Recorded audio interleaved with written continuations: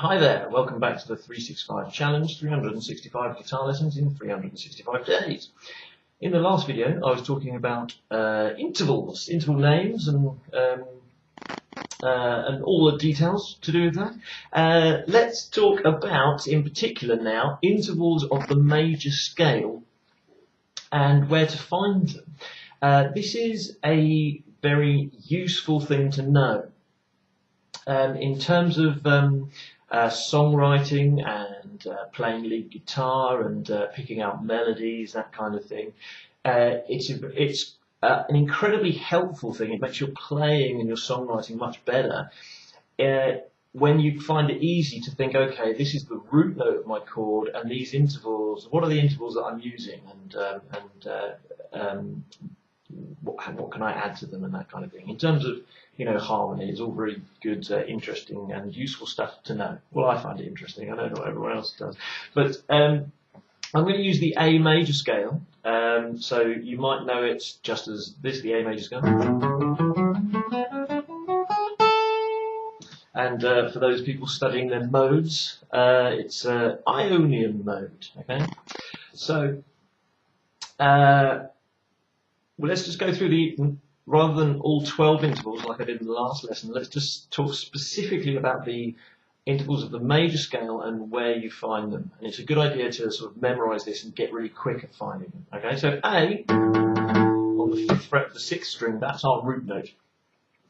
The next note in the scale is B. It's 2 frets, 2 semitones away, so that's a major second. Okay, then the next one, C sharp. That's a major third. D is a perfect fourth. E is a perfect fifth. F sharp is a major sixth. G sharp is a major seventh. And then you're back to A again, so that's your octave. So let's just hear what they sound like with the A at the same time as the A. So A on its own, A and B, major second there, A and C sharp, major third, A and D, perfect fourth, A and E is a perfect fifth, A and F sharp is a major sixth, A and G sharp is a major seventh, A and A, that's your octave there. Now, let's get to the nitty-gritty of this rather than just, you watching and listening to that and just going, oh. It's a really good idea to memorize where they are, and you can memorize them as if they were little chord shapes. Now, a good one to start, let's start at the end. A good one to start with is the octave. So I'm playing the 5th fret of the 6th string and the 7th fret of the 4th string. I'm playing them at the same time. And because my pick is obviously going to hit the 5th string as well, I'm muting the 5th string with the underside of my first finger there. Memorize that as if it's a chord shape. I'm muting the 5th string with the underside of my first finger. Then next one is your major 7th. So A obviously is going to be the root note throughout, so I don't need to keep on telling you that it's the 5th fret of the 6th string. So then add to that the 6th fret of the 4th string. That's a major 7 interval. Now it's a major 7 interval as long as you sort of think of, as long as you use that shape. It's always a major 7th interval. So on that string, any fret sounds a bit dissonant out of context like that. Move on now to A and F sharp. 4th fret of the 4th string. That is a major 6th interval. Again, you're memorizing it like it's a little chord shape. And then perfect fifth, which is how you play a 2-string power chord. So you've just got the A and E, which is the 7th fret of the 5th string. And then D, which is on the 5th fret of the 5th string, so that's that little shape crops up in quite a few different things, solos and rhythm guitar as well, all kinds of things. And then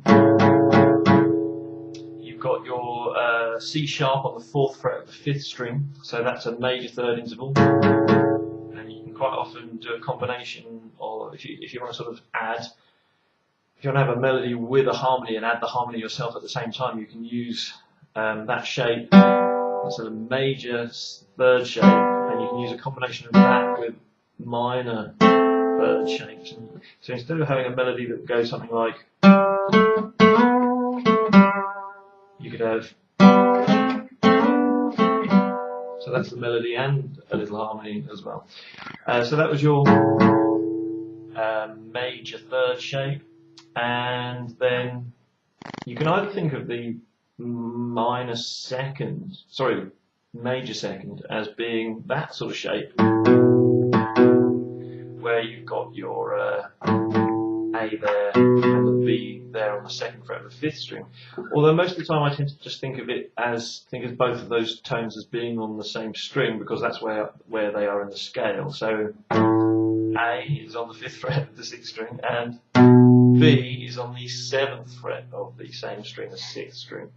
So that's a major second interval there. So we've got our major second and our major third, perfect 4th, perfect 5th, major 6th, major 7th, and octave. And it's a really good idea to study that and memorize it and get to know these as if they're little chord shapes. And you'll find them really useful. You can play them all over the fretboard.